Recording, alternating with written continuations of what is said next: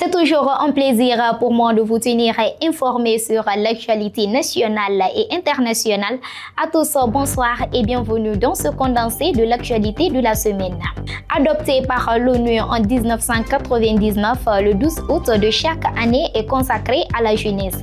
Elle place cette année sous le thème « Action locale des jeunes pour les objectifs de développement durable ».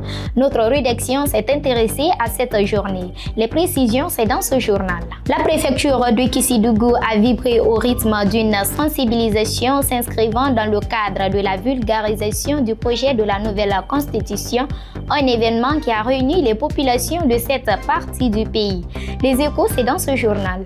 Le sélectionneur de l'équipe nationale A du football guinéen, Paul Duhart, a été officiellement présenté dans la soirée de ce mardi 12 août 2025, quelques heures seulement après l'annonce de sa nomination par la Fédération guinéenne de football. Les échos, c'est dans ce journal. Une fois encore, bonsoir et bienvenue. Les forces vives de Guinée appellent à la mobilisation à partir du 5 septembre 2025. Mais comment cette annonce est accueillie par certains citoyens de la capitale? Suivez plutôt ce reportage de Marie-Madeleine Pivi. C'est à l'issue d'une réunion tenue ce dimanche que les forces vives de Guinée ont décidé de passer à la vitesse supérieure. Elles comptent mettre en brade une série de manifestations à partir du 5 septembre 2025 pour lutter contre la nouvelle constitution. Une annonce qualifiée par certains citoyens de logique, car pour eux, c'est de défendre la démocratie et les libertés civiles. La Guinée est un État souverain, entièrement démocratique. Donc les partis politiques font partie des décisions, des nouvelles décisions, comment je vais dire, les pouvoirs de l'État. Est-ce que vous me comprenez? Donc les partis politiques sont libres de faire une manifestation démocratiquement. Donc c'est ce que la loi leur permet. Donc les jeunes encore sont libres, c'est liberté d'opinion et d'expression. Qu'ils le veuillent ou pas, ici la Guinée c'est une république et plus démocratique.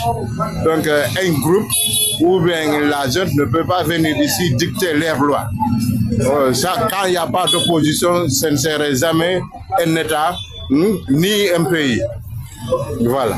Tandis que d'autres craignent des troubles à l'ordre public et estiment que le processus démocratique est en cours, le référendum prévu pour le 21 septembre est donc une occasion pour les citoyens de se prononcer démocratiquement. Les marchés pour la nouvelle constitution, je ne suis pas pour. Le débat politique ne se résout pas sous la rue, c'est dans les urnes. Si vous savez que vous avez une forte mobilisation où la population guinéenne ne veut pas la nouvelle constitution, informez la population d'aller voter de non. Mais cela ne veut pas dire qu'il faut faire encore descendre les gens sur la rue pour revendiquer contre une constitution. Donc pour moi, s'ils savent que la constitution n'est pas bonne, donc informer la population sur les conséquences de la nouvelle constitution par rapport à l'ancienne. Donc de se mobiliser pour aller voter non. Mais descendre sur la rue, je ne suis pas pour. La manifestation du 5 septembre 2025 sera-t-elle un tournant décisif pour l'avenir politique de la Guinée? Le vote de référendum aura-t-il lieu comme prévu le 21 septembre 2025? Attendons de voir. La jeunesse occupe une place centrale dans le processus de compréhension et d'appropriation des textes du projet de nouvelle constitution. C'est pourquoi le président de la jeunesse de Yataya a engagé une sensibilisation de vulgarisation du projet pour expliquer à ses citoyens. Suivez ce reportage de Guinée Buzz. Alors que le projet de la nouvelle constitution guinéenne suscite débat et interrogation, la jeunesse occupe une place centrale dans le processus de compréhension et d'appropriation des textes de cette constitution. Le président de la jeunesse de Yataya Plateau, engagé dans la sensibilisation et la vulgarisation de ce projet, s'explique. Nous, les responsables locaux, notre priorité d'abord, c'est de venir vers les citoyens. Et ce que j'ai fait d'abord pour un premier pas, je suis dans une localité où il y avait des organisations à l'interne. Il y a des structures, des groupements, des associations, des CRE. Et depuis notre investiture, on est venu vers ces gens parce que moi, ma stratégie, c'est de m'approcher de ma communauté. Donc on s'est approché de cette communauté tout en leur sensibilisant surtout sur plusieurs genres de violences. Les VBG, je ne sais pas si vous connaissez les violences faites aux genres. Et ça a été ma première stratégie d'approche. Et ensuite, dès que je me suis imprégné de la Constitution, je suis venu vers ces gens-là parce que j'ai répertorié ces associations, ces groupements, ces CRE. Et ces différentes structures, j'ai leur base de données. Et je suis parti vers ces gens-là pour animer des débats, d'échanges à travers cette Constitution qui a été faite à l'image du peuple de Guinée. Pourtant, beaucoup sont prêts à voter les lois de ce projet sans connaître exactement le contenu réel. Il a opté pour des explications imagées afin que chacun, quel que soit son niveau d'instruction, puisse se faire sa propre opinion. Exactement, raison pour laquelle j'ai fait recours aux différentes associations, aux CRE et aux groupements qui sont composés des gens qui ne sont pas totalement lettrés. Donc, dans la vulgarisation, je les ai expliqués les parties phares de cette Constitution. Il s'agisse de l'éducation pour tous et la santé pour tous. Et le plus important dans cette Constitution, c'est le freinage de cette hémorragie économique que cette Constitution vient freiner. Parce que dans cette Constitution, ne restez pas sans savoir qu'il y a une loi qui interdit la vente de nos terres aux étrangers. Et imaginez-vous, c'est en 2025 que nous avons voté cette loi pour interdire la vente de nos terres. Donc ce qui veut dire que nos prédécesseurs ont fait de ça en réseau. Et aujourd'hui, cette Constitution nous permet de freiner ce processus parce que l'héritage de la Guinée appartient à tout le peuple de Guinée. Ça n'appartient pas à une génération qui se donne le droit de faire de ce qu'ils veulent de notre héritage. Alors que les mouvements poursuivent leur action pour expliquer le contenu de la nouvelle constitution et encourager la population à voter oui ou non, les forces vives de Guinée ont choisi de manifester contre le projet. Quant à lui, il affirme qu'il ne laissera plus jamais quelqu'un décider à sa place. Bon, moi, en tant que jeune conscient, je ne donne plus le droit à une opposition de décider à ma place. La jeunesse de Guinée est assez mature pour prendre son destin en main. Ne restez pas sans savoir que tous ceux qui composent l'opposition de nos jours ont eu leur chance de prendre les décisions pour cette nation. Et très malheureusement, le résultat se sent sur la population. Donc ça fait que moi, personnellement, je ne fais pas d'eux un bon exemple. Parce que lorsque tu as la chance de briguer le plus haut sommet d'une nation, les résultats doivent se sentir sur la population elle-même. Et très malheureusement, le résultat qu'on sent sur la population est catastrophique. Donc je me dis que nous jeunesse, on est assez matures pour s'imprégner de cette constitution et de refuser que ces gens-là parlent à notre place. Parce qu'arrivé à un certain niveau, il faut dire non. Ils ont eu suffisamment de chance de prendre une bonne décision pour le peuple de Guinée. Et aujourd'hui, le résultat est la misère et la souffrance que nous traversons. Chacun d'entre eux a appartenu à un gouvernement, a profité d'un régime, d'une situation. Et si aujourd'hui ils veulent nous faire croire que cette constitution, que eux, nos aînés, ont eu la chance de faire de cette constitution une référence, ils ne l'ont pas fait. Ils ont préféré leur propre intérêt au profit de l'intérêt du peuple. Je ne fais pas d'eux un bon exemple pour décider de quoi que ce soit de cette constitution. Au contraire, ils doivent assumer leurs responsabilités et regarder le peuple de Guinée droit dans les yeux pour leur dire qu'ils ont échoué. Parce qu'ils étaient là pour nous. On pensait qu'ils étaient là pour nous. Mais très malheureusement, avec l'expérience qu'on a vécue, on sent aujourd'hui que c'est un échec total. Raison pour laquelle moi je leur pointe du doigt. Pour finir, il a lancé un appel vibrant. S'informer, s'impliquer et éviter d'être manipulé par des discours partisans. Selon lui, l'avenir du pays dépend de l'engagement responsable de la jeunesse dans les débats citoyens. Alors, le message que j'ai à lancer à cette jeunesse, c'est de croire en soi, de faire confiance en soi et de prendre son destin en main. Chercher à apprendre. Le savoir, c'est la seule arme qui peut leur aider à être un homme demain.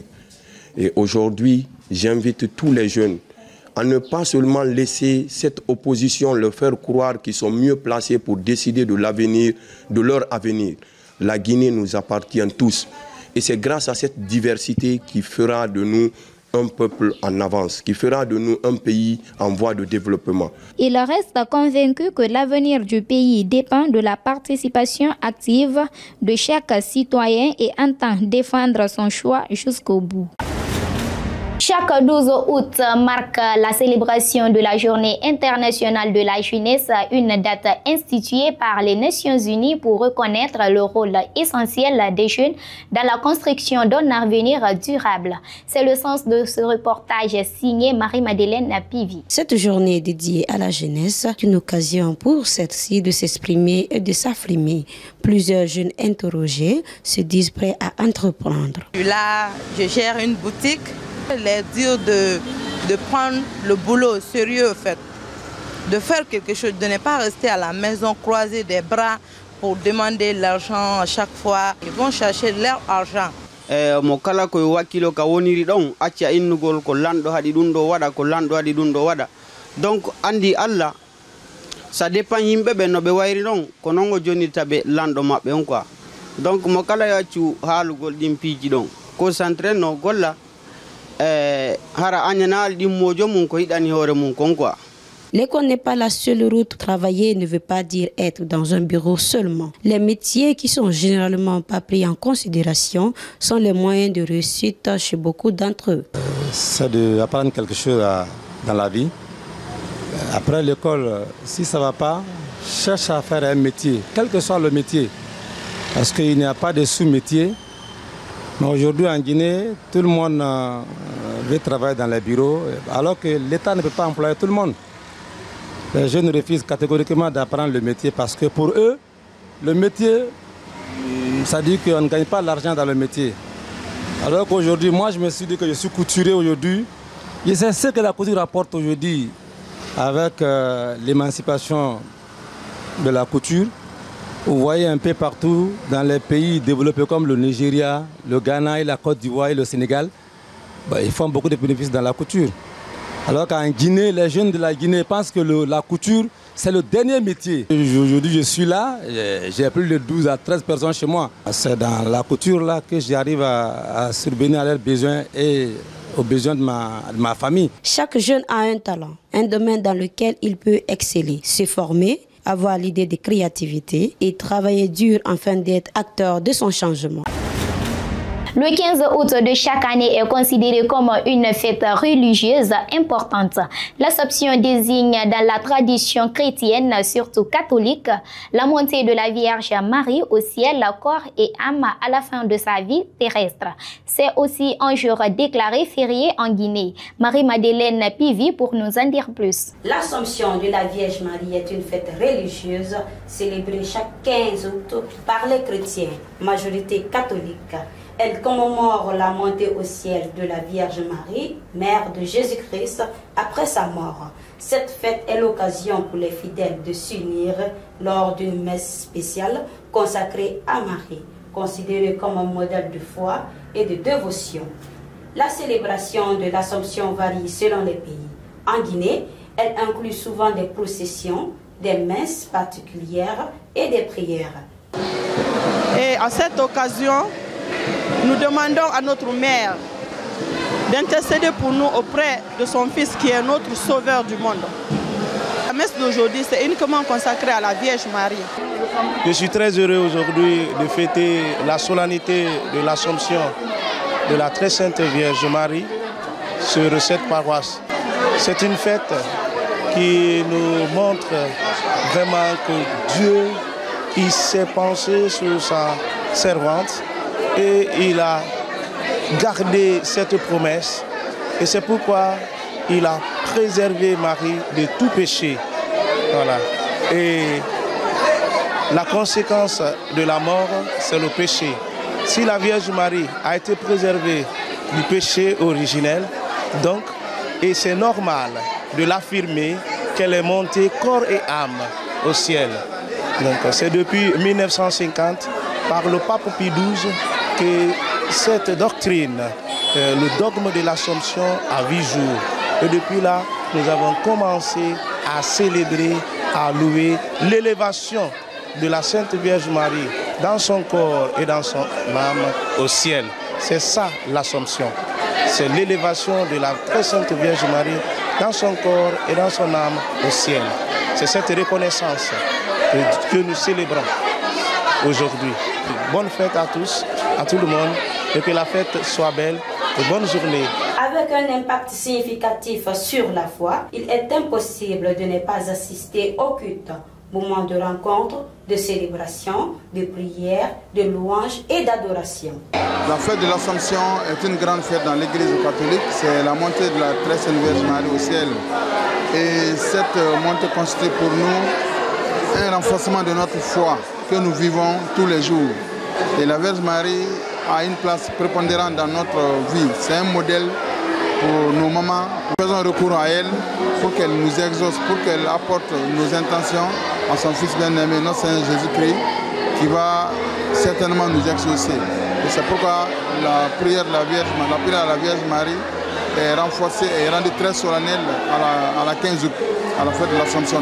L'Assomption est une fête religieuse importante qui célèbre la vie et la spiritualité de Marie, mère de Jésus-Christ. Elle est l'occasion pour les fidèles de réfléchir à leur foi et de se rassembler en communauté. À Kissidougou, la population s'est fortement mobilisée ce samedi 9 août pour une marche de sensibilisation en faveur de la vulgarisation du projet de nouvelle constitution, une initiative citoyenne organisée sous le parrainage de son Excellence M. Paul Moussa Diawara, directeur national de la marine marchande. Cogno Célestin Sangyo pour des explications. Dans une ambiance citoyenne et pacifique, Kissidougou s'est levé comme un seul homme pour faire entendre sa voix. Des centaines de citoyens ont répondu à l'appel, marchant ensemble pour soutenir le processus de vulgarisation du projet de la nouvelle constitution. Dans son intervention, le parrain de l'événement, Paul Moussa Diawara, a salué la mobilisation citoyenne, soulignant l'importance d'une constitution inclusive, moderne et adaptée aux réalités nationales. Kissidougou, nous sommes là aujourd'hui, moi personnellement, en tant que le parrain de l'événement, parrain de la jeunesse de Kissidougou, parrain des 13 communes de Kissidougou. Je suis heureux, fier, content. Je n'ai pas de mots que de dire merci.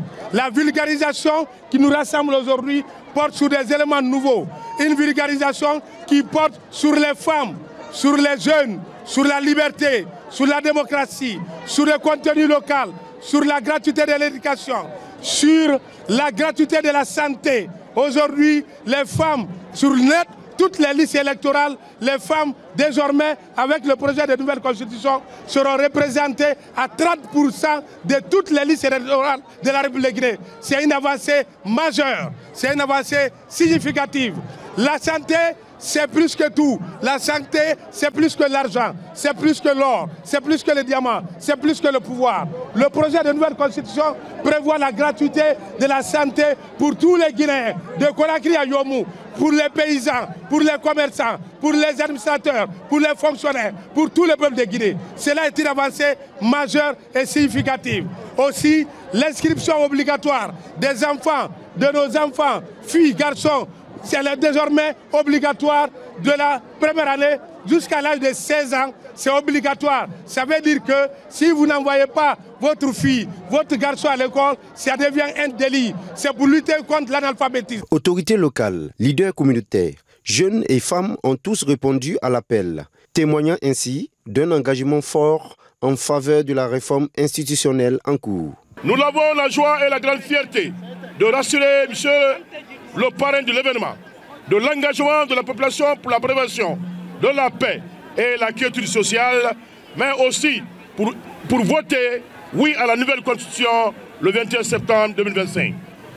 La population de Kissidougou sait que l'objectif de cette grandiose cérémonie qui nous regroupe ici aujourd'hui est clair et simple, c'est de doter le pays d'une constitution solide, socle de notre avenir commun et celle qui permettra au peuple souverain de Guinée de se doter d'une nouvelle constitution et de consacrer une nouvelle république, où chaque fille et chaque fils de la Guinée trouvera sa convenable place et se sentira fier d'être Guinéen. Vous savez, nous déjà la Guinée est pour nous, c'est vrai que Guéguérou Tchal Doumbouya, nous sommes là pour le président Mamadi Doumbouya, pour le CNRD. Partout où nous attendons de soutien ou de marche pour soutenir les idéaux du président général Mamadi Doumbouya, nous participons et nous venons. Nous nous ont invités, surtout que Kisdougou, c'est une préfecture frère. Nous sommes en train de lutter pour ça, c'est-à-dire pour la cohésion, l'union, l'unité entre Guéguédou et Kisdougou. Donc déjà ça, si nous avons organisé, Kisdougou nous a accompagnés, pourquoi nous ne pouvons pas accompagner aussi Kisdougou? Nous sommes là pour ça, nous sommes là pour marcher, non seulement dire merci au président de la République, mais surtout pour cette constitution, nouvelle constitution que nous voulons vulgariser, que nous voulons faire connaître, parce que nous sommes déjà sur le terrain à Guéguédou, mais nous venons aussi appuyer Kisdougou, cette population, cette brave population qui est toujours motivée pour le bien-être de la préfecture et de la République. La population semble prête à accompagner le processus jusqu'au bout. D'autres actions de sensibilisation sont également prévues dans les prochains jours à travers le pays. Direction Guéguédou où la synergie générale Mamadi Doumbouya 2025 renforce son organisation après la validation de son bureau préfectoral. Une réunion extraordinaire a réuni les membres de la structure ainsi que ceux du RASDN, partenaire de la synergie. Objectif, clarifier les rôles et planifier les prochaines activités. Suivez ce reportage de notre correspondant sur place, Kono Célestin Sagno. Après la validation du bureau préfectoral de la synergie générale Mamadi Doumbouya 2025 à Guéguédou, les membres de la coordination ont tenu une réunion extraordinaire ce jeudi 14 août 2025. Objectif, organiser le travail du bureau, clarifier les responsabilités de chacun et planifier les activités à venir. Nous avons tenu cette rencontre, c'était la mise en place du bureau préfectoral de la synergie générale Mamadi Doumbouya de la préfecture de Guéguédou. Notre objectif déjà principal que nous avons reçu de notre coordinateur national, c'est que notre objectif principal, c'est d'élire le président Mamadi Doumbouya démocratiquement à la tête de notre pays, la Guinée. Donc pour les démarches, pour le moment, aujourd'hui, nous avons lancé automatiquement cette vulgarisation de la nouvelle constitution. La deuxième, c'était maintenant de mobiliser les gens à aller venir voter, dire oui à cette nouvelle constitution. Des membres du RASDN, partenaire de la synergie, ont également pris part à la réunion. Cette collaboration vise à unir les efforts pour un développement harmonieux et participatif à l'échelle préfectorale. Ambele koklema énergie keleni. Ambe Mamadi Doumbouya les supporter là. Ni kam énergie wole Mamadi Doumbouya miria. Mamadi Doumbouya miria la Guinée ka be wole kono. C'est toi ndulu yere ambela deni wole kono. Amfana wole fe suranye wole fe telero. Aibran kili fana namra ko ari no asise. Donc amra sawa. Amra lon ka fo den koma ko men la dani den koma ko ay wala nyele fatina c'est la ko fe. Ambe général Mamadi Doumbouya anyi wala jole kono. Anyi wala hakili le kan. Ambe kankele neka na widi ni ala sonama wotena perdu là agni 100% nekara. La réunion s'est achevée avec une visite du siège du RASDN, symbole d'une coopération solide et durable, avec des objectifs clairs et une équipe mobilisée. La synergie générale Mamadi Doumbouya 2025 étant désormais passée à l'action sur le terrain pour une implication citoyenne plus forte dans la préfecture de Guéguédou. La finale de la 9e édition de la compétition Nouvelle Reine sur Canal Plus Pop s'est déroulée ce samedi 9 août 2025 en Côte d'Ivoire. Cette compétition a réuni 16 jeunes femmes talentueuses. Et c'est la Guinéenne Youssouf Baldé surnommée Youyou qui a été couronnée Nouvelle Reine d'Afrique, marquant ainsi l'histoire de l'émission. Les explications avec Marie-Madeleine Pivi. Accueillie en héroïne à l'aéroport international Ahmed Sékou Touré, la première dauphine Miss Guinée 2025, élue nouvelle reine d'Afrique, a fait son apparition triomphante après plusieurs semaines de compétition. Un moment inoubliable pour la jeune femme qui a remporté le prix de ce concours télé. Pour elle, c'est synonyme de revanche sur la vie après ses échecs personnels. Alors j'ai fait une revanche contre la vie, pas par rapport seulement à mes compétitions de beauté. Il y a des échecs que je ne montre pas réellement sur les réseaux ou je ne montre pas aux gens. Alors, quand j'y revanche sur la vie, je parle de tous mes échecs. Aujourd'hui, Nouvelle Reine représente une nouvelle page pour moi. Alors, tout simplement, restez à l'affût, je ferai de grandes choses. Bon, tout ce que je peux dire, je suis vraiment fière de Yuyu pour son travail. Et l'objectif, c'est toujours vendre l'image de la Guinée à l'échelle internationale. Venus pour accueillir et féliciter les représentantes, les autorités du pays ont profité pour encourager les jeunes à se faire toujours un objectif. Seule condition pour aboutir à l'extraordinaire. Ce qu'elle a réussi, elle ne l'a pas réussi pour elle. Elle a réussi pour la République de Guinée. Elle a hissé très haut le rouge vert. Elle a réussi pour la femme guinéenne. Et il suffit de créer des conditions. Les jeunes peuvent faire l'impensable, peuvent faire des choses extraordinaires. Mes félicitations de la prestation de Chebakri, qui n'a pas démérité. Elle est pétrie de talent sur le plan artistique. Et ce qui s'est passé, c'est comme si la Guinée venait de remporter la Coupe d'Afrique des Nations. Elles nous ont offert la Coupe d'Afrique de la Coupe. Plus que déterminée et prête à agir pour sa patrie, la venue de Youssouf Baldé, nouvelle reine d'Afrique, marque le début d'un nouveau chapitre. Sport pour finir, le Sili national tourne une nouvelle page avec la nomination de son nouveau sélectionneur. Entre attentes, doutes et espoirs, que pense le public de ce choix?